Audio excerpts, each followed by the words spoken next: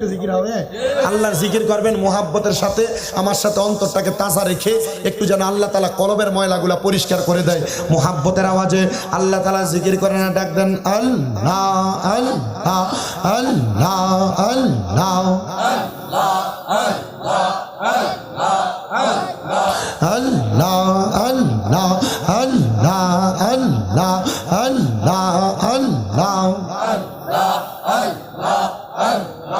আল্লাহ দমে দমে জফর নাম আল্লাহ আল্লাহ দমে দমে মারহাবা